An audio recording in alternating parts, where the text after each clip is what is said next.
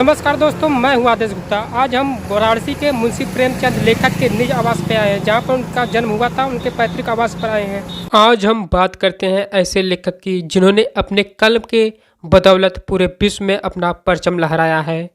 जी हाँ, हम बात करते हैं मुंशी प्रेमचंद की, जिन्होंने उपन्यास कहानी लिखकर सबको दिलों पर राज किया है।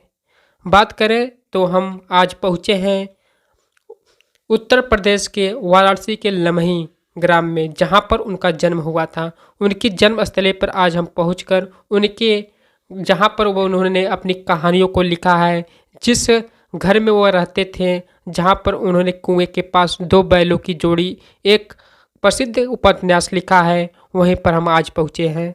आपको बता दें कि मुंशी प्रेमचंद जी का जन्म उत्तर प्रदेश के वाराणसी जिले में एक लमही ग्राम में हुआ था। उनका जन्म 1880 में हुआ था। उन्होंने बल्कि उर्दू में भी अच्छा साहित्य लिखा है। हिंदी में प्रेमचंद का नाम बहुत ही ऊपर लिया जाता है। आज हम उसी गांव में पहुंचे हैं, जहां पर मुंशी प्रेमचंद कभी गुल्ली डंडा तो कभी कबड्डी खेला करते थे। आज वह एक साइंटिफिक उनके द्वारा रिसर्च सेंटर बना दिया गया है, जहां पर मुंशी प्रेमचंद जी खेला करते थे। बगीचों का जहां पर उन्होंने कुछ लिखा करते थे, सबको साइंटिफिक तौर पे वहां पर रिसर्च सेंटर बना दिया गया है। मुंशी प्रेमचंद ने अनेक कहानियां लिखी है, जैसे कफन, पंच परमेश्वर, पूस की रात और दो बैलों की जोड़ी, बड़े घर की बेटी। उनके अनेक कहानियां और उपन्यास हैं। उनकी कहानियां पढ़ने के बाद जैसे लगता है कि हमारे मानस पटल पर जो जो भी चीज़ें उन्होंने लिखी है सीधे छप जाते हैं। उनकी कहानी और लेखनी के चलते हम आज उनके पैतृक गांव लमही पहुँचे हैं। आपको हम उनके साहित्य के पूरे पुस्तकों को दिखाएंगे। उनके पूरे जहाँ पर उन्होंने कुछ उपन्यास कहानी लिखा करते थे, सबको आज हम आपको दिखाएंगे। आपको उनके हम जहाँ पर उनका मूर्ति की स्थापना की गई है उनको भी दिखाएंगे। तो आप देखिए, इसी पर रहकर उन्होंने अनेक कहानियाँ लिखी थी। इसी घर में रहते थे, वह लमही में इस समय विराजमान है। और यह गांव लमही में पूरे विश्व में प्रसिद्ध है। इसी गांव से निकलकर उन्होंने पूरे शहरों को पीछे छोड़ दिया था। उन्होंने इसी गांव से, उनका नाम प्रेमचंद नहीं पहले था, उनका नाम पहले का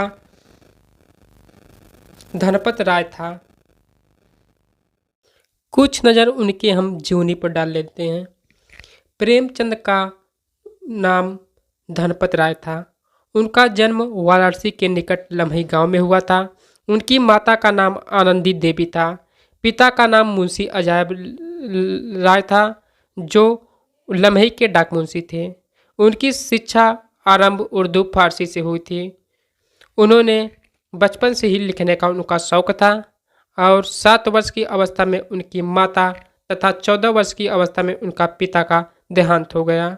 उनका प्रारंभिक जीवन बहुत ही संघर्षमय रहा। उनका पहला विवाह उन दिनों परंपरा के अनुसार 15 साल की अवस्था में हुआ था, जो सफल नहीं हुआ। वह आर्य समाज से प्रभावित रहते हैं। उस समय उनका बड़ा धार्मिक और सामाजिक आंदोलन था।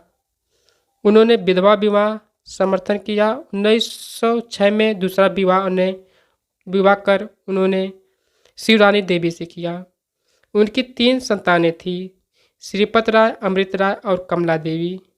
1990 में उनकी रचना सोजे वतन, जो राष्ट्र को हिला देता है, और अंग्रेजों द्वारा इनको प्रतियों को जला दिया गया था, जिसके बाद वह लमही में रहकर ही कुछ लेखनी लिखा। उनकी मृत्यु 1936 में लमही ग्राम में हो गई। जिनके प्रमुख साहित्य थे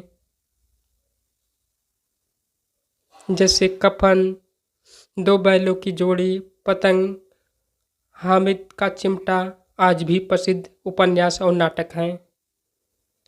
उनके नाटक और कहानी पढ़ने से जैसे लगता है कि वह जो भी रूप दिया गया वह हमारे मानस पटल को छू लेता है।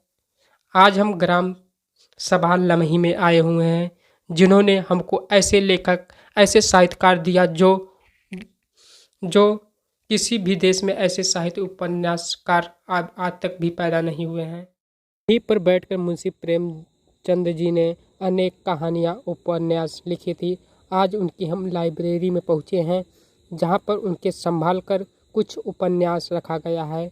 उनका प्रसिद्ध खेल गुल्ली डंडा था, जो आपको दिखाई दे रहा है, और हामिद का जो चिमटा है वो भी लगाया गया है।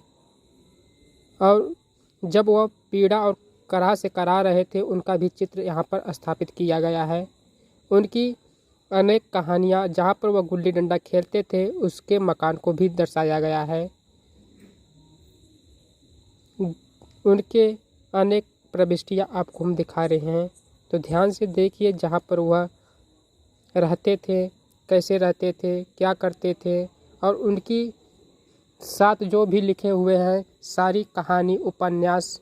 उनके 2 बेटे हैं, देखिए श्रीपत राय और अमृत राय, और बीच में मुंशी प्रेमचंद जी हैं। उनके द्वारा बजाया गया आधुनिक पुरानी ट्रांजिस्टर भी है, और वह हुक्का भी पीते थे, बगल में रखा गया है। जब वह नौकरी छोड़ दिए तो वह चरखा काट रहे थे, वो भी बगल में लगाया गया है। आइए हम मुंशी प्रेमचंद के सरोवर पर, जहाँ पर वह बैठकर तालाब के किनारे सोचा करते थे, आइए हम तालाब के किनारे पहुँचते हैं।